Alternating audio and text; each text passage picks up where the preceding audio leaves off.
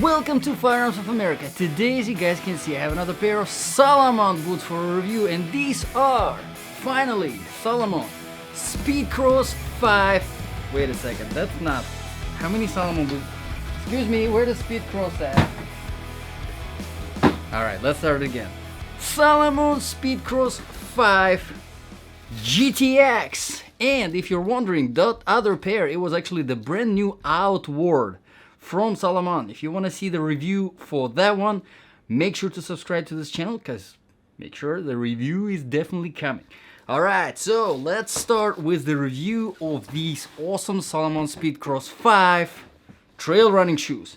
Now, I have done a review of the Speedcross 4, and I was really impressed with those shoes. If you want to see that review, you can check it out. It's somewhere here on this channel. I do a lot of reviews, so it's over 100 boots and trail running shoes to this point, right? But I was very excited, and I was waiting for a while to do a review of these Speedcross 5s. Let me tell you guys, if you don't have time to watch the whole review, 10-15 minutes, however long it's going to be, great trail running shoes, definitely 100% an upgrade from the Speedcross 4. If you are looking at both, that is, I would recommend definitely going with Speedcross 5. One thing I wanted to say, that if you are considering these trail running shoes, make sure that you get yourself at least a whole size bigger, because they do run a little bit small, and there are a few concerns that I have regarding the comfort level whenever it comes to the shape of the toe box, because it is so rounded on the front. It's really designed for a very specific type of foot, right? So keep that in mind. If you get them a little bit smaller than it should be, you will be getting fatigued from running. Keep that in mind. Hopefully this introduction just helped. But if you do have time to watch the whole review, let's get into it. As some of you already know, this review is specifically for my Ultimate Survival Boots section. Yes, so basically, if these trail running shoes were the shoes that you were wearing and something bad happened, imagine you're trail running, right? And you hear the news on your cell phone, podcast, whatever, I don't know, something bad happened, disaster, catastrophe, whatever, I don't know. 2020 has been pretty crazy, so you come up with that imaginary survival crazy situation, right? And these are the shoes that you were wearing at that moment. Now, would this be a good pair of shoes to survive in? If you had to continue running for days until you reach the safety, if you had to climb on the way, fight, do whatever is necessary to survive, would this be a good shoe to survive in? Alright, so how do we make the judgment? We make the judgment based on 8 different criteria. Let's get into it. Criteria number 1, of course, comfort level. Yes, you guessed it right, one of the most important ones. And in order to test all of my boots that I review on this channel, in order to test the comfort level, all of the boots, all of the shoes, I do the same exact test. It's a 3-mile run and then a 5-mile walk without no stopping in between, and sometimes it can be really hard, but no stopping in between. And then I continue wearing the shoes or the boots without taking them off for at least the whole day, so it's like 7 or 8 hours, and I do it for all of the shoes. And like I said, I am impressed with these trail running shoes. Definitely upgrade from Speedcross 4 whenever it comes to the comfort level. There are a few factors that contribute to comfort level and take away from the comfort level. So let's start with the one that contributes first. The weight, yes. So how heavy do you think these shoes are? I think they are pretty, well, they are lightweight, but how lightweight they are? This is size 10. Oops. Can you still see it? Nope, there you go. 0. Size 10. 12.7. Let me tell you guys, if you don't have anything to compare to, this is a very impressive weight. I always tell people on this channel, obviously, whoever's watching this stuff, if you want something lightweight that you can run in or walk for extended periods of time, and I mean extended periods of time, I'm talking 10-15 miles a day, and you want something that does not give you fatigue from the weight on your feet, right?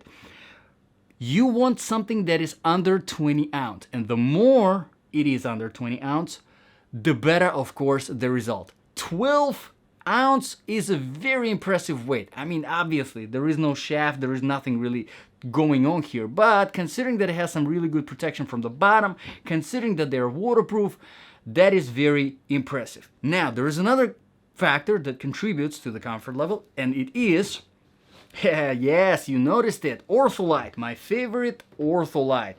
The inner sole from Ortholite. I do love it a lot. First of all, take a look. It is nicely shaped. It has a good heel bed. So what it does is, whenever you're running especially, or walking up the hill, down the hill, your heel does not slide around there. It kind of locks in place there. It's very good.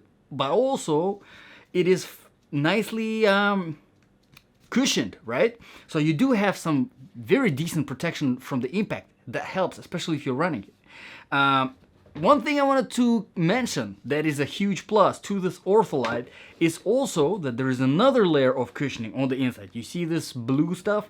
Yes, this is actually a very nice jelly type of material, and I do love it. Kind of feels like memory foam. Feels amazing. I love how they implemented both. Plus, one thing probably worth mentioning here is the Ortholite. If you're not familiar with it, what it does is it has this special cover and material that's kind of like a sponge that prevents your feet from, basically from bacteria forming in there if you're sweating, if you're in hot weather. So very good. I love this inner sole. That's great. There are a few other factors that contribute to the comfort level. All right, let me tell you guys, this is the outsole. Look how thin it is. Now, it is a very hard rubber. It gives sufficient amount of protection, which we'll talk about later, but nevertheless, it is very flexible, and that is a huge plus, especially in the trail running shoes. You want to be able to run properly without putting stress on your heels, because if you do, the stress transfers to your ankles and on your knees. Not good. Here, however, you can definitely run properly because of that very flexible outsole. Alright, so a few things that take away now from the comfort that I wanted to point out. First of all, the shape of the toe box. It's very specific. Personally, for me, this is not a typical toe box shape that I would get for myself. So if you're getting these boots and they don't fit you right, try a little bit bigger size, because if the shape is a little bit different than your feet, you want to go with a little bit bigger size to give you a little bit of that extra space so that your toe is not smashing at the front of the toe box. But that's not it.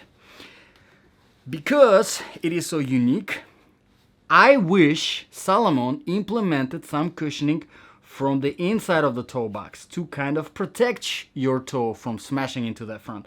Because this rubbering that is on the front is actually pretty hard. Not like crazy hard that will protect you from like a drop of the hammer or something, but hard enough to make your toe pretty fatigued if it is smashing from the inside. So keep that in mind.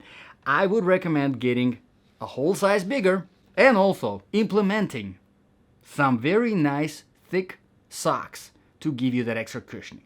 But let's be done with the comfort and move on to the criteria number 2, which is the proofing and protection. So let's start with proofing. Like I said, these are waterproof. And not just waterproof, they are GTX waterproof, which stands for Gore-Tex. Gore-Tex is a special waterproofing technology, basically this special membrane that waterproofs the boot, but at the same time keeps it light and keeps it breathable.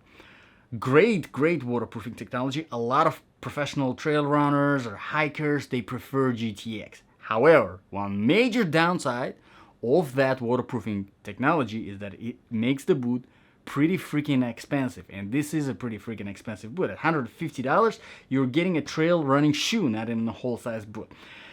And that kind of raises a question for me. Is really Gore-Tex necessary here? Because this, after all, only has about the capacity, the waterproofing capacity of about barely 3.5 inches. So if there is a minor splash and you step in a puddle, A little bit something can easily get in. This 3.5 inches is literally nothing. Not good. So I think it's just kind of, in my opinion, a waste of money a little bit here on this whole GTX fancy waterproofing. Nevertheless, if you're one of those stubborn people that, yes, I want GTX, fine, there you go, you have it. It's a GTX boot. Shoe. Not boot, shoe. All right, let's talk about the protection now. Like I said, these shoes do have this very nice design. I do like it for protection purposes, don't get me wrong. I do like it. Something is better than nothing. You do have a very hard rubber here on the front, which is very, very helpful, especially if you're running on a rocky road. It will protect you from the impact for sure. And of course, you do have some design going on here with this layer of harder rubber, reinforced heel, and like I said already, the outsole is very, very hard rubber. Pretty good whenever it comes to protection.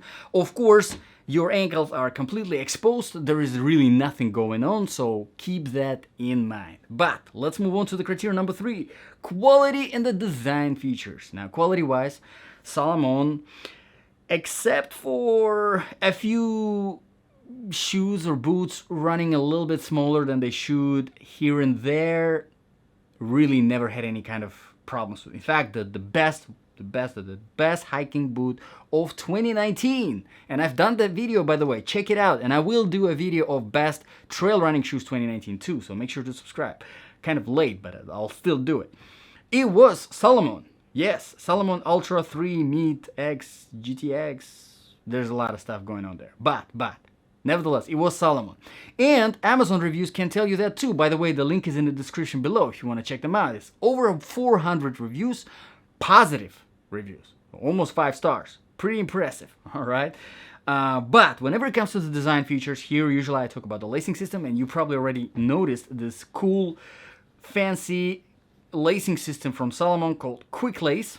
I do like it a lot. It's very easy to take it off and put them on, right? All you need to do is just, you tighten this thing, you tighten that thing, and then you roll this little, keep rolling, and then it took me a year to figure out where the hell to put this stuff, but where you put it is in the front here of the tongue. Yes, there is a little pocket at the front of the tongue, and that's it. The strings are out of the way. Pretty good. I do like this lacing system a lot, especially now that I know where to hide that extra stuff. All right, but done with the quality and the design features. Let's move on to the criteria number 4, outsole, traction and stability. Now, guys, whenever I do my run, whenever I do my walk for testing the comfort, I do both of those through a variety of different surfaces, starting with a newer asphalt, older tarmac. No, wait, it's older asphalt, newer tarmac, and then I go into the sand, wet sand, dry sand. I have a lake by my house, and then I do a rocky road, and then there's trail surfaces, wet grass, dry grass, and then also some flat surfaces as well, like marble and tile. These trail running shoes perform very, very good on stuff like wet grass. Amazingly, they great stability, probably one of the best on stuff like wet grass, like slippery grass, right? Leaves, whatever stuff that you meet on the trail. They did not perform too bad on the rocky road, although it kind of did feel a little bit weird. On the sand, fantastic. I like them a lot on the sand, both dry sand and wet sand. Great traction, great stability. They do feel a tiny little bit, especially running, a little bit weird on asphalt, tarmac, and flat surfaces, especially like marble and tile, because of how long these grooves are, but also, and it was the same exact problem with Salomon Speedcross 4. These grooves, as you can see, while they are so long, they are also fairly bendy, and what it does is, if you are running on a flat surface and there is nothing for these grooves to dig into, you kind of wobble around. And I think that is a Pretty big downside for these trail running shoes, because I expect a good balance in the trail running shoe, because I mean, some trails out there, they are, you know, concrete or asphalt, you know. So I think Salomon, if they wanted to keep these grooves that long, they should have made them very, very hard and not this soft. So if you are only planning to run on grass, leaves, stuff like that, great choice. If you are planning for more balance, I would check out a few other options. Like for example, Salomon, if you still want Salomon XA Pro. Yeah, check them out. I do have the review, by the way, and I have the new version, the V8 version, coming probably next week. So I will be doing review of that as well. All right, some more for you motivation to subscribe to this channel. All right, let's move on to the next criterion, which is very quickly number 5, temperature. So I test most of my boots and shoes here in Florida, heat, so almost 100 degrees whenever I run. These are definitely breathable thanks to that GTX waterproofing technology. Definitely keeps the boot breathable.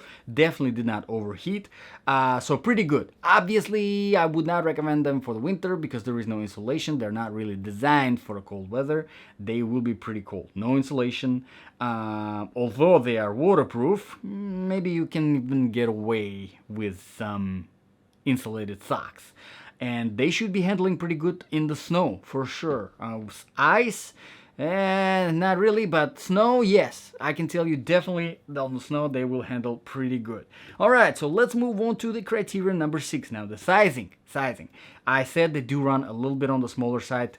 Usually I tell all of my viewers to get a half a size bigger for your hiking shoes, for your boots, trail running shoes, stuff like that. So if you wear your normal regular sneakers or dress shoes in the size 9, get yourself 9.5.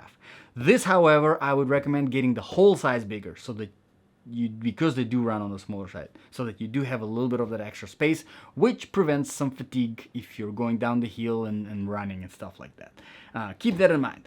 All right, criterion number 7 now, balance of application. So let's get back to the first point that I made. If this was really your survival shoes, right? You were wearing them and something bad happened, would they be a good shoes to survive in? So I think they would be a pretty good option if you're a runner and if you're planning your survival route by running through some woods, through some, you know, think of Appalachian Trail somewhere in the Smoky Mountains, and you're running and you need something that is stable on this wide variety of different trails that are out there, right? Surfaces that are out there. This would be fantastic, as long as it's not cold outside, and as long as it's not snowing or something like that, right? Not a winter. But if you're planning your survival in hot weather, in this grassy, leafy trails by running, that is a pretty good option. They do obviously offer some speed. Yes, if you want to be fast, this is the way to go. But for people who prefer some more protection, obviously not much here. There's no shaft. There is really nothing going on at the toe. Overall, it's pretty soft. So keep that in mind. Which type of person are you? Are you the speed type of person, or are you protection type of person? Right? That's really what it is all about. But let's finish up this already kind of a long review with the very final criteria, which is criterion number 8, the price. Now I don't know if I mentioned it, $150. Yes, and I think that's one of the weaker points of this trail running shoes. I think it's a little bit more on the expensive side out there. I honestly, personally cannot justify spending that much money on this shoe. But one of the main reasons, because again, the same boot that I kept praising, right, earlier in this review, the Salomon Ultra 3X GTX, which is also GTX, you can find it around $130. You can buy it. So I'm not sure why would you have a motivation to, and that will give you much more protection and better overall stability on the wide variety of surfaces. And they're obviously going to be a little bit more heavier, but still lightweight enough to use them as the trail running shoes, which I personally did myself, and I absolutely enjoy them. So again, at your own decision, right? Kind of left you with that. You make the decision. But overall, if you're willing to spend $150, and if you are looking for a good trail running shoes that is comfortable, that is very, very lightweight, that has GTX and is specifically for stuff like grass and leaves and something like that that you can find in your typical trail somewhere in the woods, great option. So let me know in the comments below, guys, what you think about these trail running shoes. But overall, if you're willing to spend $150, and if you are looking for a good trail running shoes that is comfortable, that is very, very lightweight, that has GTX and is specifically for stuff like grass and leaves and something like that that you can find in your typical trail somewhere in the woods, great option. So let me know in the comments below, guys, what you think about these trail running shoes. But